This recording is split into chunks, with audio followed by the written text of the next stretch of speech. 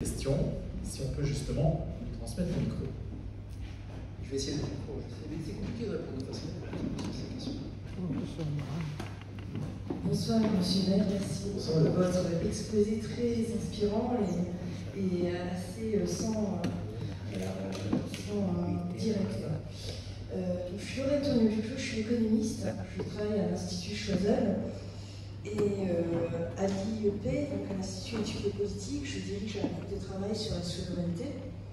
Donc la France a indiscutablement beaucoup perdu en souveraineté, quels que soient les secteurs stratégiques, que ce soit l'énergie, les télécoms, le numérique, l'agriculture, la santé, etc. On en a 12 qui sont officiellement quantifiés. Autrement dit, perte dans la maîtrise de nos dépendances, perte dans notre liberté d'action et une perte dans notre liberté de décision. Donc, la réindustrialisation qui permet d'augmenter la richesse produite par l'industrie dans le pays s'est imposée comme un levier pour gagner en indépendance. Notamment voilà, sur ce sujet-là, dans ce contexte et dans la réalité contraignante qui est la nôtre, vous avez parlé de la contrainte réglementaire, quel rôle peut encore jouer la subsidiarité qui nous reste au profit de cette réindustrialisation de la France? Vaste question, j'espère pouvoir y répondre. D'abord, vous avez parfaitement exposé la réalité, et il est bien qu'on s'interroge sur la réindustrialisation. Parmi les pertes que vous avez évoquées, il y a une perte supplémentaire, c'est la perte de revenus. C'est-à-dire que les secteurs industriels où l'industrie est encore présente, il y en a de moins en moins, mais quand vous allez dans certains secteurs de l'Inde, du Jura, certaines zones de la Vendée et d'autres, sont les secteurs où il y a le moins d'amplitude de revenus, mais sans contrainte administrative. Hein. Donc l'industrie crée une meilleure redistribution des revenus. Et donc c'est un enjeu de souveraineté, de liberté, d'indépendance, de revenus, c'est un enjeu social majeur, évidemment. Alors, qu'est-ce que la subsidiarité? Peut-être qu'il ne faut pas trop l'intellectualiser, cette réponse. C'est-à-dire que je crois que c'est le foncier. Voilà. C'est-à-dire que la subsidiarité, c'est le foncier et la compétition fiscale. Vous comprenez? C'est-à-dire que si vous supprimez le lien qu'il y a entre les entreprises et le local, vous allez supprimer la motivation des élus à faire venir des entreprises. Pourquoi vous embêtez à faire venir une usine avec tout ce que cela implique d'externalité scolaire, alors qu'il n'y a plus de foncier, routière, policière, d'éclairage, etc., de logement, si vous ne percevez plus de fiscalité sur cette... Et c'est là où certains libéraux se trompent complètement. Et j'en suis un libéral, hein, vous l'avez compris. Hein. Mais c'est que la sobriété fiscale et la baisse des prélèvements obligatoires viendra d'impôts clairement définis et directement connectés à ceux qui les payent. Enfin, il faut savoir à qui on paye les impôts. Moi, j'étais pour une part qu'on baisse l'IS à 20% national et qu'on laisse les intercommunalités qui ont le foncier, parce que c'est les intercommunalités qui ont l'accès au foncier, pouvoir lever un IS de 1 à 5. Ce qui nous permettait d'être compétitifs dans le pire des cas à 25, c'est-à-dire d'être encore compétitifs, à 4, enfin, il faudrait voir ça avec les économistes, d'être compétitifs en comparaison internationale en fiscalité sur l'IS, et l'IS est plutôt un impôt assez pertinent. C'est jamais, quand on paye, c'est jamais pertinent l'impôt, mais plutôt pertinent, parce qu'il est en bas de compte d'exploitation et il n'est pas en haut. Et donc, la subsidiarité, ce serait, oui, d'avoir une capacité foncière et de recréer un lien économique entre l'accès au foncier et aux externalités qui accompagnent l'industrialisation du terrain, de la viabilisation de l'école, du logement, de la formation. J'ai la chance d'avoir à Cannes un CFA municipal. C'est un des rares en France, mais c'est merveilleux. On a une industrie, on a une entreprise par exemple d'hélices industrielle qui est leader mondial de la fabrication d'hélices, qui s'appelle France Hélice, qui est à Cannes-l'Avocat. Dès qu'il y a un problème, et aujourd'hui Dieu sait qu'il y a des tensions sur le marché du travail extrême, on crée une formation Et on arrive à trouver X jeunes que c'est à la fois soit l'intelligence artificielle connectée à la robotique en imprimante 3D pour certains pays, soit de la chaudronnerie à l'ancienne. Mais on a les deux types, vous voyez. Donc voilà le type de subsidiarité, de pouvoir décider des formations très rapidement en connexion avec les chefs d'entreprise, d'avoir facilité l'accès au foncier et donc d'avoir une rapidité d'accès au foncier. J'ai dit tout à l'heure, c'est le premier problème de la réindustrialisation. Et une rapidité d'accès au foncier, et troisièmement, d'avoir un lien fiscal, non pas pour augmenter la fiscalité et ajouter de la charge d'entreprise, mais pour créer de la responsabilité, de l'incitation et de l'émulation, et ensuite de faire de la compétition entre localités. Il faut qu'il y ait de la compétition, il faut que la Vendée puisse se comparer au Jura, qui puisse se comparer à l'Ain, pour citer les 3 départements que j'ai utilisés tout à l'heure, ce sont 3 départements très performants en matière industrielle. Mais aujourd'hui, on en est très loin de tout ça. Et la compétition, c'est un mot qui est devenu un gros mot, presque. Et pourtant, ça fonctionne plutôt pas mal. À condition qu'il y ait règles du jeu et qu'il y ait l'aménagement du territoire. C'est essentiel. L'aménagement du territoire est au local, est à l'action locale, ce que l'instruction publique est aux individus. C'est l'égalité des chances. Bonsoir, monsieur le maire. Je suis Stanislas de l'Armina et administrateur de notre institut. J'anime les questions d'écologie, en particulier les réflexions que vous pourrez lire dans la revue qui vous a été donnée.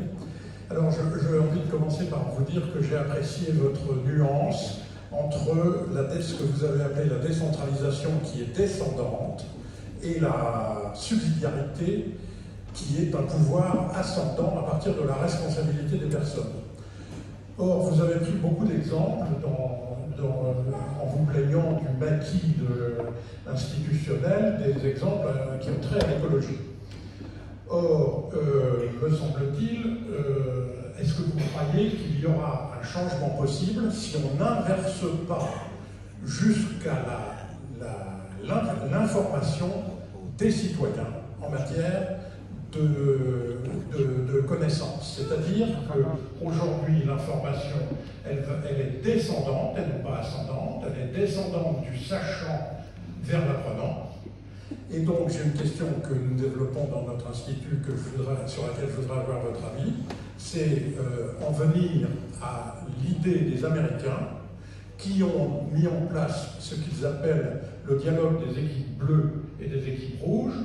Les équipes bleues, c'est en général le consensus, c'est la couleur du consensus, donc c'est l'idée qui se fait autour d'un consensus, et Dieu sait qu'en écologie, on est bourré de consensus.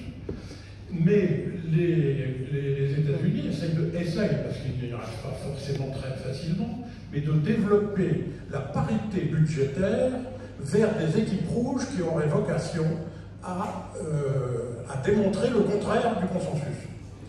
De manière à ce que, petit à petit, il y ait des débats contradictoires entre les consensuels et les dissensuels, et ceux qui ont des visions alternatives, et que, bien entendu, cette parité budgétaire soit assortie d'une obligation des uns et des autres à débattre publiquement et longuement, de manière contradictoire, dans des médias.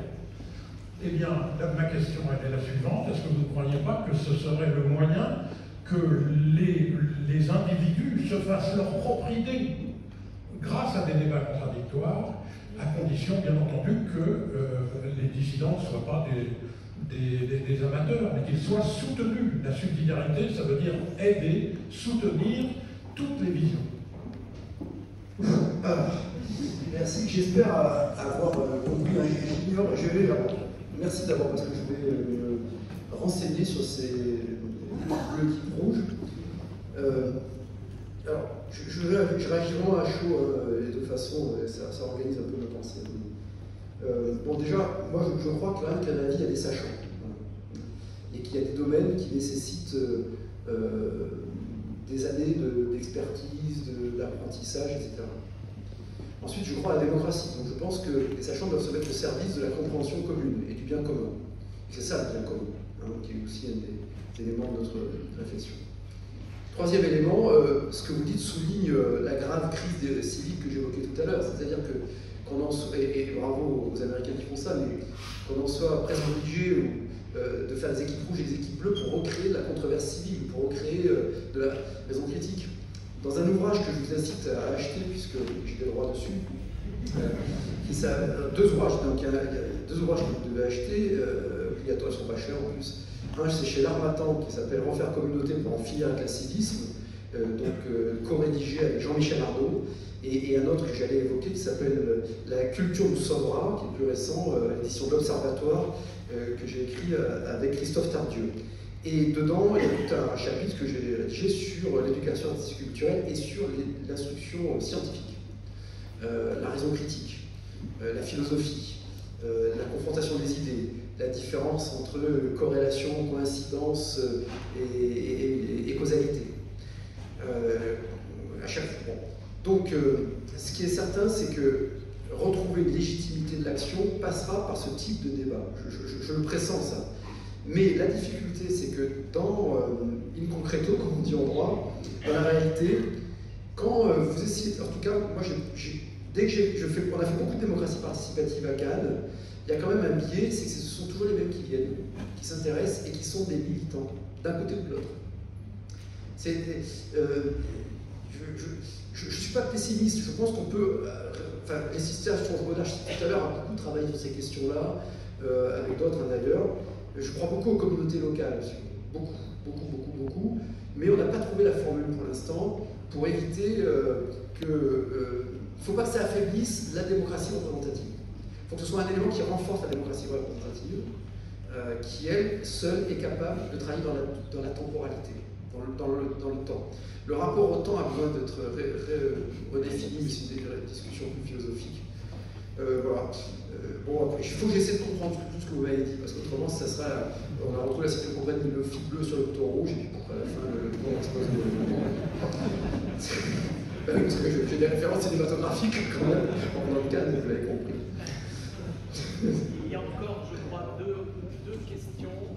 Oui, donc pour la troisième question. Donc, mais je ne vous ai pas répondu de façon assez complète. Hein. Voilà, je suis navré, je vous prie de m'excuser. Il faut débattre avec Stanislas.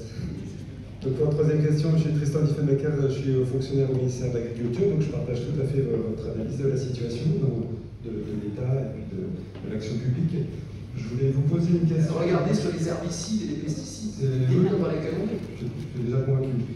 Et donc, mais ma question c'était sur quelle vision vous avez d'initiatives provenant de groupes chrétiens en cadeau, parce qu'on est quand même ici vraiment engagé sur la doctrine sociale de l'Église.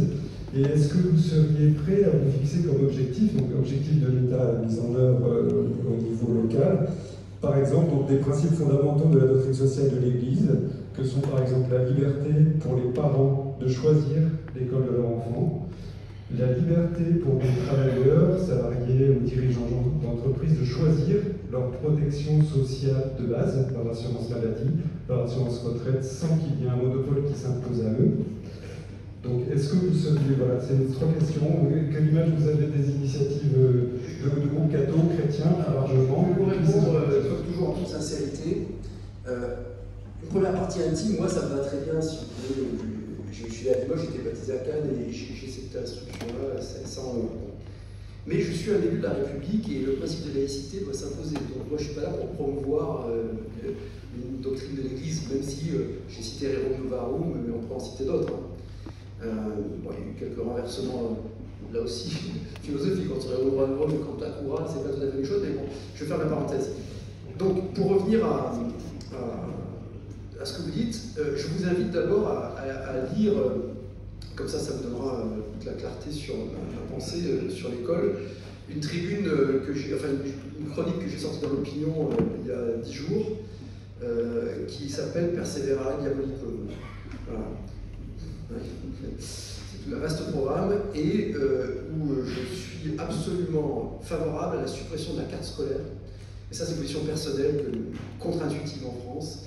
Et je souhaite, moi en fait, pour résumer, je souhaite qu'on soit propriétaire, que chacun soit propriétaire de sa vie. Voilà, moi, je veux être propriétaire de ma vie le plus mieux possible. Et comme je suis propriétaire de ma vie, je le fais en responsabilité dans le groupe. Donc tout ça, ça me va parfaitement. Le civisme, le bien commun, la responsabilité sur l'espace public, qu'il soit au sens métaphorique du terme, le débat public, ou au sens physique du terme, je ne veux pas jeter un papier par terre, moi je viens d'une famille modeste, pauvre, alors je sais que chacun s'invente, mais c'est vrai, vous pouvez vérifier, on ne théorisait pas grand-chose, mais on ne jetait pas un papier par terre, vous voyez ce que je veux dire, voilà. Donc, vous êtes propriétaire de maison. Voilà. Donc, aujourd'hui, le système de l'école, tel qu'il est organisé en France, au nom de l'égalité, a créé des trappes identitaires et sociales, a assigné à résidence identitaire et sociale. Tout le monde ici dans cette salle sait où mettre ses gosses pour échapper à ça. Ceux qui n'ont pas d'information ne le savent pas. Et donc, moi qui n'étais que dans l'enseignement public et laïque, enfin je vous mettez le terme que vous voulez, aujourd'hui, bah oui, mon gosse je le vis dans un collège privé. Alors moi ça ne pose pas de problème existentiel parce que je suis pour l'école privée, hein, donc contrairement à d'autres qui sont contre mais qui mettent leur gosse. Et donc il n'y a pas de problème. Mais ce que je veux dire c'est que au nom de l'égalité, c'est comme tout à l'heure sur le maquis normatif. On crée de la dérogation, on crée de l'exception, tout au profit de ceux qui ont l'information, parce qu'ils ont l'argent, parce qu'ils ont l'information, les fils de profs, les fils de maires, les fils, voilà, hein, ou les filles, puisque l'instruction, contrairement à l'Afghanistan, est ouverte aux filles en France. Donc là-dessus, ce qu'on a appelé le chèque éducation, alors le problème c'est que le chèque maintenant, c'est un peu dévalorisé comme terme, mais je pense que c'est une bonne mesure, c'est-à-dire mais à condition qu'on arrive à apporter la bonne information aux parents. Qu'on leur dise, voilà les établissements, et c'est vous qui choisissez où vous mettez votre gosse. Et la puissance publique suivra l'investissement public dans l'établissement que vous avez choisi. Mais la contrepartie, c'est que le chef d'établissement choisit, aussi peut choisir ses gosses et ses enseignants, et que les enseignants choisissent l'établissement où ils vont. Et puis, parallèlement, qu'on voit un peu ce qui se passe, au bout d'un an ou deux, mais que parallèlement, on fasse aussi un réseau en termes d'aménagement du territoire, d'établissements publics qui font un maillage du territoire, à mon avis, à l'échelle des anciens cantons, qui est l'échelle la plus pertinente, qui est à chaque fois un établissement public avec un internat d'excellence et avec un corps d'élite public, totalement public, qui servent quand même de repères et de garantie d'accès à une éducation à des enfants qui ont du potentiel. Mais regardez toutes les initiatives qui sont prises, d'ailleurs souvent par des patrons catholiques ou chrétiens, protestants d'ailleurs, dans les banlieues, etc. Il ne faut pas les citer pour ne pas faire... Mais ça marche. On a une jeunesse issue de l'immigration dont les parents veulent qu'ils s'en sortent, leurs gamins, dans leur immense majorité. Mais il faut de la discipline. Il faut retrouver le sens des fondamentaux le matin, et puis comprendre ce que sont les soft skills, les compétences douces. En France, on a abandonné les fondamentaux, mais on ne pratique pas les compétences douces. On a le cul entre les chaises éducatifs. Et ça, c'est terrible. La deuxième question, c'était sur... Vous avez parlé d'éducation et de... C'était la même chose sur l'assurance maladie, l'assurance retraite de base. Alors, le droit des travailleurs de choisir. On ne peut pas avoir un monopole qui leur dit vous faites ça et c'est ça qu'on va... Toute ma vie, j'ai voulu choisir parce que mes parents, parce que j'ai repris les petits commerces, on ne se posait même pas la question, quoi. Et donc sur les retraites, j'ai essayé d'apporter une voix sur la retraite par capitalisation, parce qu'aujourd'hui la retraite par capitalisation, elle est réservée aux plus riches. Tous ceux qui sont contre, ils ont tous des retraites par capitalisation, y compris les fonctionnaires. Et c'est pas l'après-fond, je parle du régime additionnel de la fonction publique, décidé en 2003, qui aujourd'hui a 42 milliards de capitalisation depuis qu'il a été mis en œuvre depuis 2006, et qui, n'importe quel agent catégorie C au SMIC, a une retraite par capitalisation dans la fonction publique, et ça marche très bien. Voilà. Donc, je crois qu'il faut être propriétaire de sa vie, propriétaire de sa retraite en partie, et ce qui n'empêche pas d'avoir des systèmes hybrides. Moi, je suis pour un système hybride sur la retraite. Je pense qu'il faut pas une garantie de solidarité, mais de répartition uniquement sur les 85% du SMIC, et que le reste soit du choix. Voilà. Dernière question. Si vous pouvez faire justement la...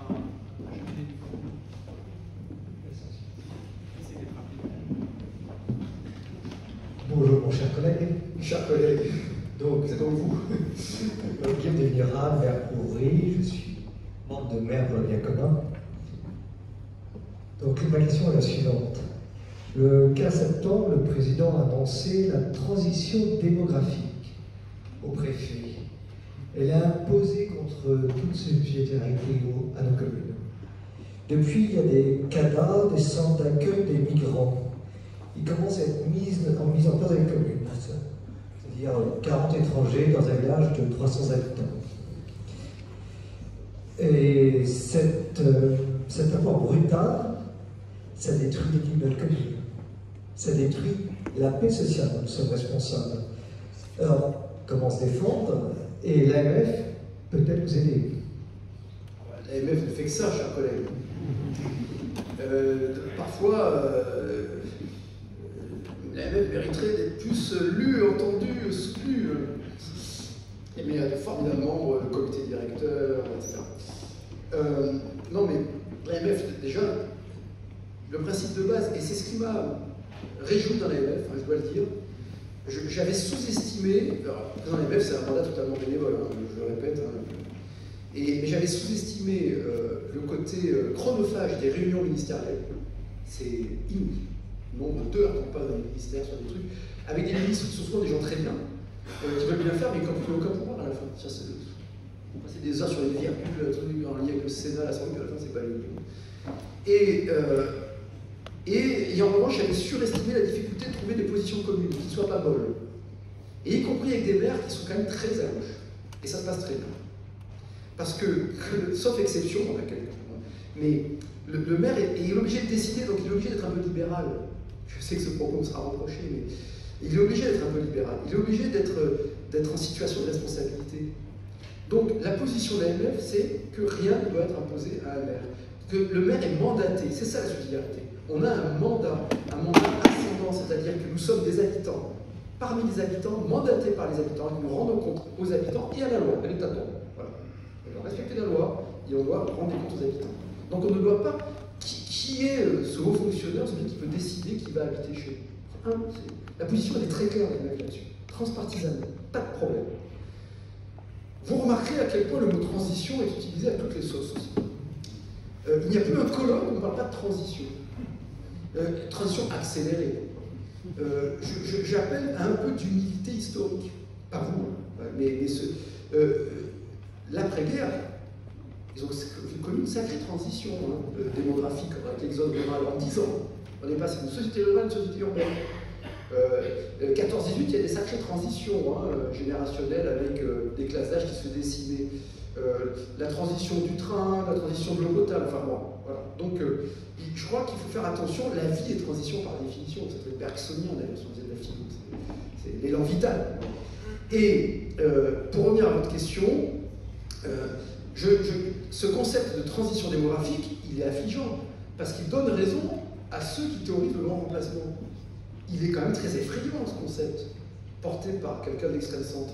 C'est très effrayant. Ça donne raison à des extrémistes de droite. Je le note au passage. S'il y a transition, ça veut dire quoi transition? En revanche, on a un devoir d'accueil, c'est autre chose. Mais pour accueillir, et François-Xavier Bellamy est merveilleux comme dans tout ce qu'il dit de limpidité, il faut une demeure. Donc il faut des murs, il faut ouvrir la porte, il faut accueillir, il faut que l'accueillant respecte celui qui l'accueille. C'est assez simple. Donc ça renvoie à la politique migratoire et qui appelle la conscience chrétienne. La politique migratoire, elle appelle la conscience chrétienne. C'est évidemment la solidarité et l'accueil, la charité, la vertu théologale, s'il en est, absolue, avant même l'espérance et la foi, c'est la charité qui tient tout, mais charité bien ordonnée. Donc l'ordre juste, comme disait Ségolène Royal, à juste titre. Et qui était le concept démocrate chrétien. Donc, vous dire de plus, non, vous n'allez pas vous voir imposer, surtout qu'il y a des maires qui sont pour l'immigration, donc on commence par cela. Et ensuite, moi, si vous voulez, Cannes a une grande tradition d'accueil. Donc, on a accueilli beaucoup d'Ukrainiens, on a accueilli des Syriens, des Afghans, Capverdiens, etc. Quand l'accueil est choisi, ça se passe très bien. Mais c'est comme tout, c'est une question de proportion. L'intégration puis l'assimilation républicaine ne peuvent se faire que s'il y a un respect quantitatif. Le quantitatif préfigure le qualitatif. Non pas que les gens soient pas de qualité, parce que ce serait chaque individu a son parcours et sa dignité. Mais on a besoin quand même d'un substrat commun dans la République. Et c'est là où le libéralisme primaire ne suffit pas. Il faut un substrat commun et donc on en revient à l'école. Aujourd'hui, c'est aujourd'hui qu'il n'y a pas de mixité. Il n'y a pas de mixité parce qu'il y a des ghettos urbains et parce qu'il y a la carte scolaire. Voilà. Donc ça renvoie à les maires doivent au contraire choisir le peuplement.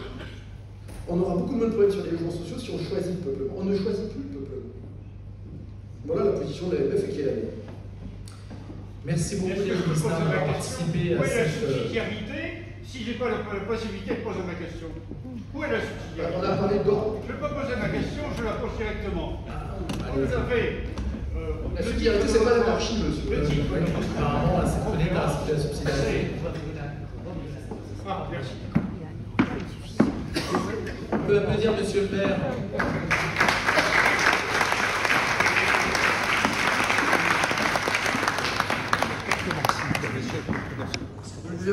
Le titre de votre conférence, c'est « Penser la subsidiarité politique ».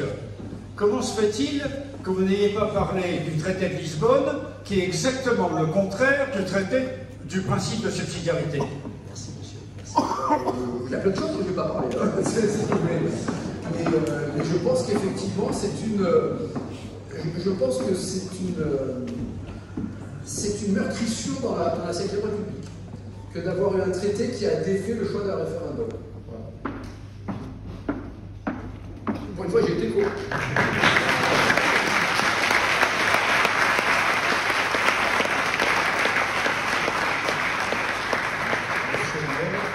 Je ne sais pas si vous m'entendez là, oui, monsieur le maire. Alors aujourd'hui, vous avez fait un top, c'est la première fois qu'on est aussi nombreux. Je crois que vous avez fait aussi un top parce que vous nous avez tous passionnés. Passionnés parce qu'on sent que vous êtes un homme passionné, mais dans le bon sens du terme, passionné par vos responsabilités, et vous ne cessez de crier contre l'irresponsabilité. On sent que vous savez les prendre et que visiblement vous savez décider. Merci de ce pragmatisme parce que vous nous avez parlé d'expérience en début d'exposé. On sent tout dans vos propos au-delà de les intellectualiser, comme vous l'avez parfaitement dit, tout ceci est fondé sur de l'expérience, sur une vie, sur un certain nombre d'exercices de responsabilité, et que ce ne sont pas que des théories, même si le principe lui-même de subsidiarité est un principe de base et fondamental, et on pourrait presque s'en arrêter là, mais je crois que vous nous avez montré que dans la vie de tous les jours, dans la vie quotidienne de chacun, la nôtre comme celle de responsable, ce principe avait non seulement sa place, mais sa valeur, et qu'il était essentiel. J'ai beaucoup aimé votre notion de la subsidiarité, c'est la vie. Parce que, contrairement à ce qu'on entend, notamment, parler du traité de Lisbonne, mais notamment à l'Union européenne, à l'Europe, qui nous parle de subsidiarité, qui est fondée sur la subsidiarité, mais une subsidiarité montée complètement à l'envers, qui marche sur la tête, puisque la subsidiarité pour l'Europe, c'est on laisse faire aux autres ce qu'on n'est pas capable ou ce qu'on ne veut pas faire. La subsidiarité, c'est totalement l'inverse, et comme vous l'avez dit, ça commence par la personne humaine, par la place de l'homme dans la cité, qui doit faire sa vie comme il l'entend, qui doit faire dans sa vie prendre les responsabilités qui sont de son domaine, qui sont de son niveau, et qui, quand il ne peut pas, se tourne vers un certain nombre d'autres échelons qu'on appelle habituellement les corps intermédiaires, dans lesquels on peut trouver tout un tas de structures, à commencer par la famille, la commune, l'entreprise, etc., etc. Donc merci, un grand merci de tout cela. On s'aperçoit malheureusement qu'on marche un peu sur la tête, de plus en plus. Je ne sais pas où est-ce qu'on peut mettre la tête une fois qu'on marche dessus, et que le travail pour inverser tout ça sera compliqué parce que ce manque de subsidiarité mène à la surbureaucratisation, mais il mène aussi à la crise civique, à la crise humaine, à la crise politique, à la crise démocratique, et c'est malheureusement tout ce que nous vivons aujourd'hui, de plus en plus, et avec une accélération qui fait peur. Et maintenant, pour la deuxième conférence que vous viendrez nous faire, on vous demandera comment remettre la machine à l'endroit et comment remarcher sur nos pieds plutôt que marcher sur la tête. Merci, monsieur le maire.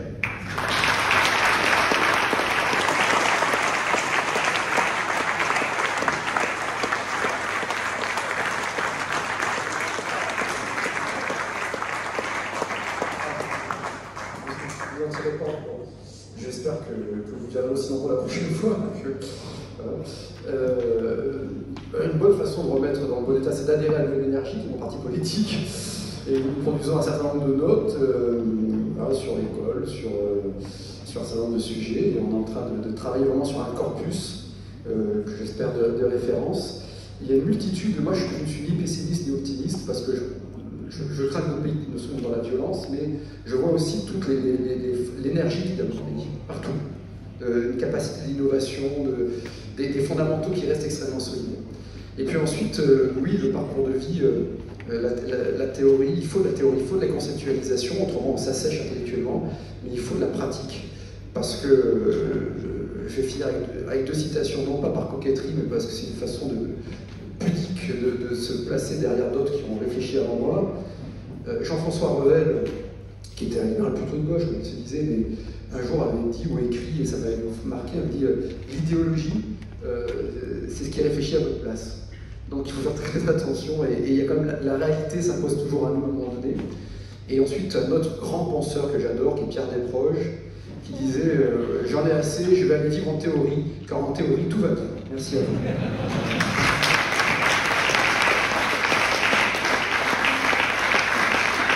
Je répondrai à votre demande, et si vous le souhaitez, le président de l'IEP qui est à ma gauche, nous sommes prêts à participer à l'élaboration d'un certain nombre de vos fiches si vous le souhaitez. Merci à vous. Merci.